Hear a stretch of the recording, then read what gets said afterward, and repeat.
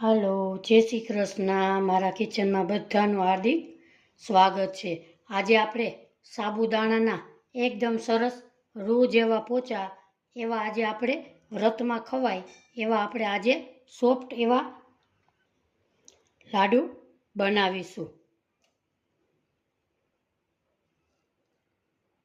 આજની મારી રેસીપી ગમે તો એક લાઈક અને એક સબસ્ક્રાઈબ જરૂરથી કરજો. સૌ પ્રથમ આપણે સાબુદાણા લીધા છે. તમે ઝીણા કે જાડા કોઈ પણ લઈ શકો છો. 1 કપ આપણે સાબુદાણા લીધા છે. આ રેસીપી તમે વ્રતમાં, ઉપવાસમાં કોઈ પણ તમે ઉપયોગ કરી શકો છો. હવે આને આપણે રોસ્ટ કરીશું. અહીં આપણે ગેસ ઉપર એક પેન મૂકેલી છે. એમાં સાબુદાણાને આપણે રોસ્ટ કરીશું. સાબુદાણાને આપણે લાલ એકદમ નથી કરવાના, પણ હળવા હળવા આપણે સફેદ લાડુ બનાવવા છે એટલે સફેદ જ દાણાને આપણે રહેવા દેશું. આવી રીતે આપણે હળવા હળવા સાબુદાણાને રોસ્ટ કરી લઈએ. આપણા સાબુદાણા એકદમ સરસ રોસ્ટ થઈ ગયા છે. એકદમ સરસ ખીલા ખીલા વ્હાઈટ દાણા છે. હવે આપણે એક થાળીમાં કાઢી લઈએ. આપણે આ પ્લેટમાં કાઢી લઈએ અને એને ઠંડા 2 મિનિટ થવા દેશું. ગેસ ઉપર એ જ ગરમ પેનમાં આપણે 1 વાટકો મગફળીના દાણા લેશું.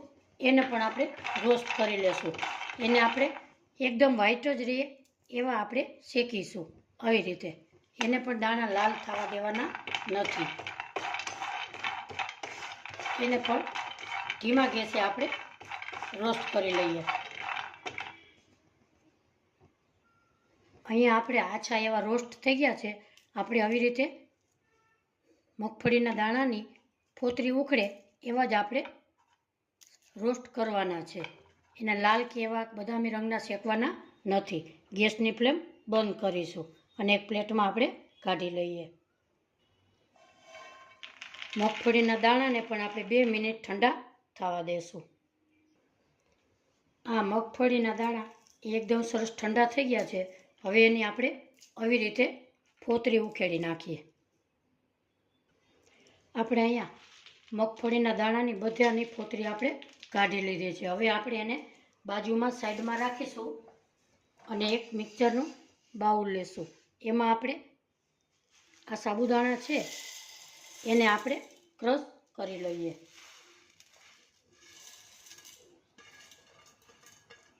એને સરસ આપણે બારીક એવું પીસી લેશું. અહીંયા આપણે મિક્સિંગ જારમાં સાબુદાણાને સરસ આપણે પીસી લીધેલું છે.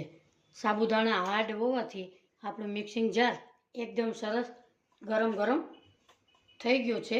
2 મિનિટ આપણે એને મિક્સર જારને ઠરવા દેશું. હવે આપણે એક બાઉલમાં કાઢી લઈએ. એ જ મિક્સર જારમાં આપણે મગફળીના દાણાને ચાલુ બંધ કરી અને પીસી લઈએ. મગફળીની જગ્યાએ તમે કાજુનો પણ ઉપયોગ કરી શકો છો. આને પણ આપણે પીસી લઈએ.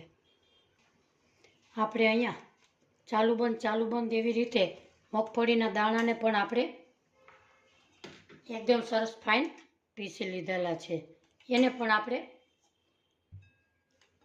એક બાઉલમાં ઉમેરી દઈએ.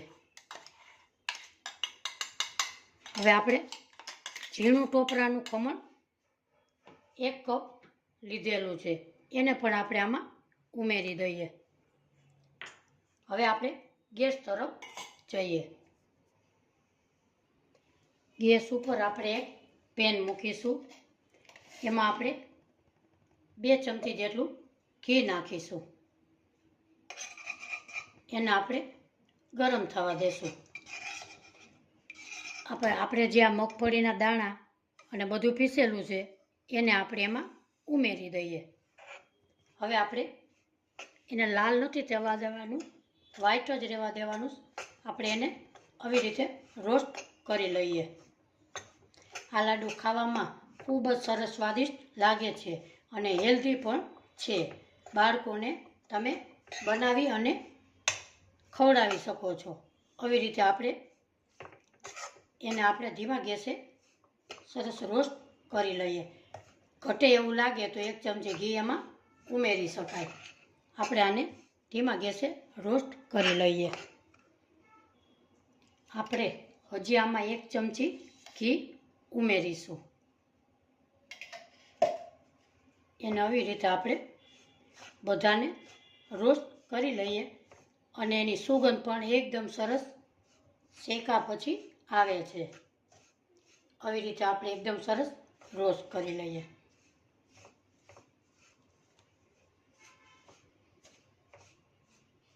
અહીંયા આપણે એકદમ સરસ રોસ્ટ થઈ ગયું છે અને સુગંધ સરસ આવે છે.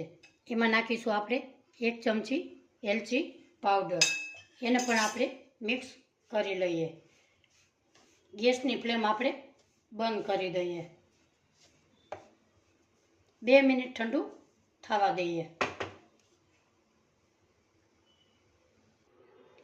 આપણે અહીંયા ગેસથી નીચે ઉતારી લીધું છે. હવે થોડુંક એવું ઠંડુ થઈ ગયું છે. હવે આપણે ખાંડને પીસી લીધેલી છે મિક્સર જારમાં. 1 વાટકાનું માપ છે તો એની સામે 1 વાટકો આપણે ખાંડ પીસેલી લીધી છે. એને આપણે અંદર ઉમેરી દઈએ. સરખે સરખું જ બધું માપ આપણે અહીંયા લીધું છે. એને હવે આપણે મિક્સ કરી લઈએ.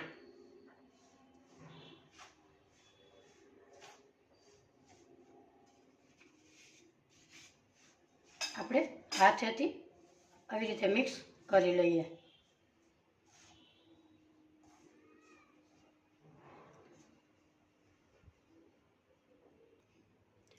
આપણું મિશ્રણ થોડુંક એવું ઠંડુ થઈ ગયું છે.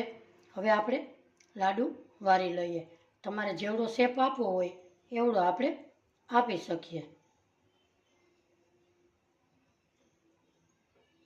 આવી રીતે બધા લાડુને આપણે વારી લઈએ.